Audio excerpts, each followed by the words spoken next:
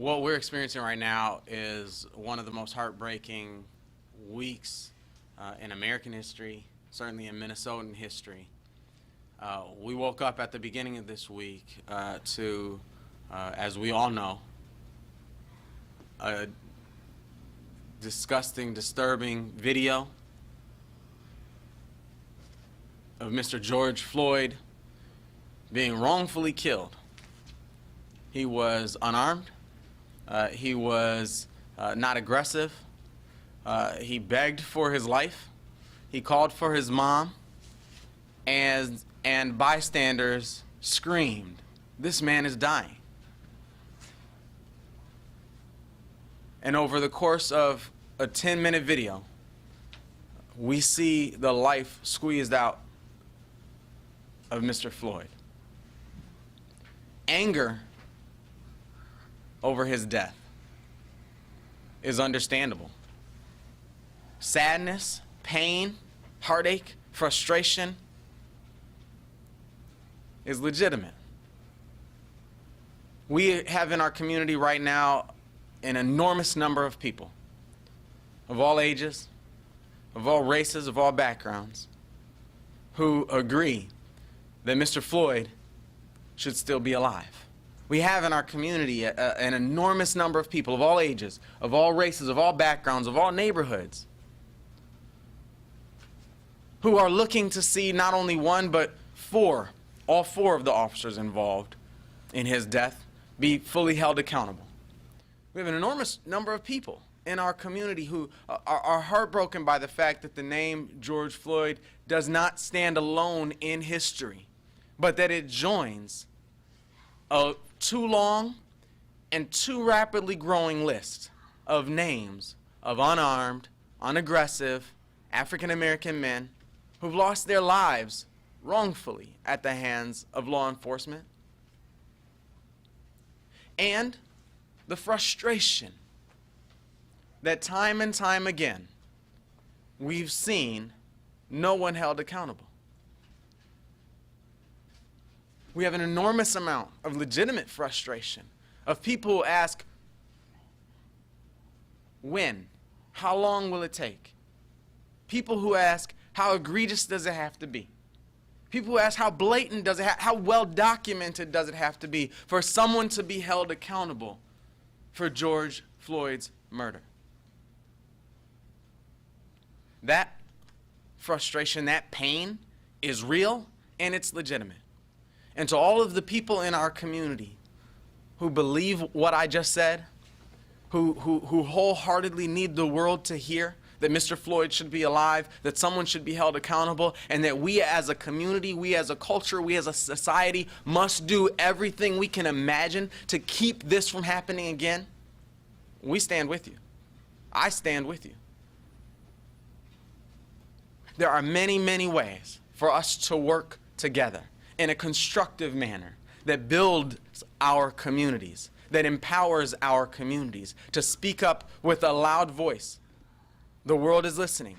There are opportunities for us to do that in a constructive manner. Unfortunately, there are also those among us who would seek to use this moment, who would seek to use his death as an excuse, as a cover, to agitate for the destruction of those same communities that have been most traumatized by George Floyd's death.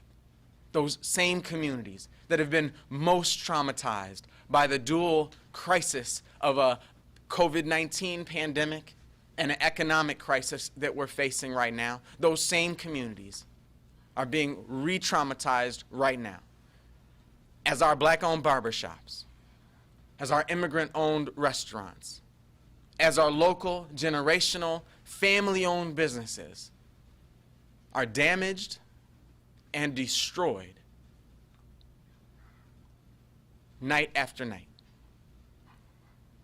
This must stop.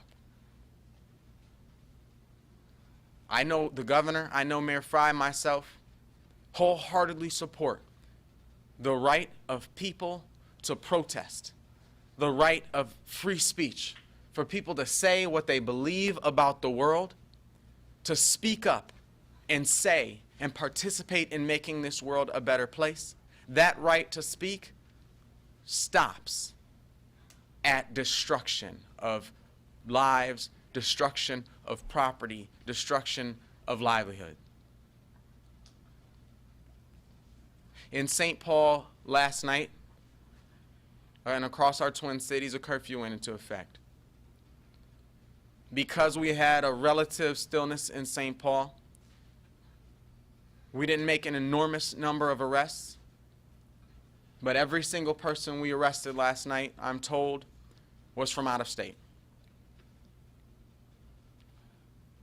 What we are seeing right now is a group of people who are not from here. As I talk to my friends who have been in this movement for a very long time, who wake up in this movement every day, and I ask them what they're seeing, what they're feeling, what they're hearing, to a person, I hear them say, we don't know these folks. We don't know these folks who are agitating. We don't know these folks who are inciting violence. We don't know these folks who are first in to break a window. And those folks who are agitating and inciting are taking advantage of the pain, of the hurt, of the frustration, of the anger, of the very real and legitimate sadness that so many of our community members feel, to advocate for the destruction of our communities. I echo the governor's statements, I echo the mayor's statements, in that our police officers, our firefighters are facing something they've never faced before. That alone would be very, very difficult to address. One thing that I've learned about the world, about Minnesota, and certainly about St. Paul, is every time ugliness raises its head in our community, the beauty of community, that beautiful spirit that Paul Wellstone once spoke about when he said we all do better when we all do better, arises. Across the Twin Cities yesterday, across St. Paul yesterday, we saw countless neighbors show up for each other. We saw people show up with a broom and a bucket, a rag to clean, and just work together. They weren't cleaning their cousin's store or their uncle's store. They were just coming to help each other, to clean up our city. Over the last couple of months, thanks to the fact that we in Minnesota have a governor who took strong action early to protect Minnesotans in this pandemic crisis, we showed that togetherness by staying home.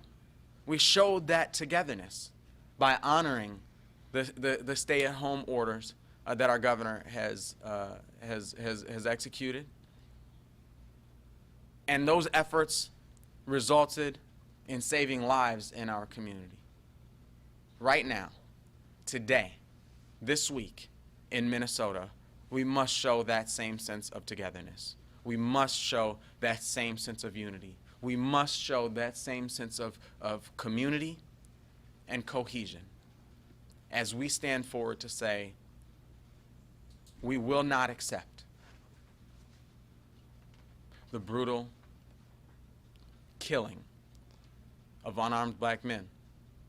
We will not accept George Floyd's death, and we will not accept the destruction of our communities either. Those two things, those two values, those two goals are not in competition. They're not in conflict with one another. Actually, they're one and the same. Thank you very much. Thank you, Mayor Carter. Commissioner Harrington.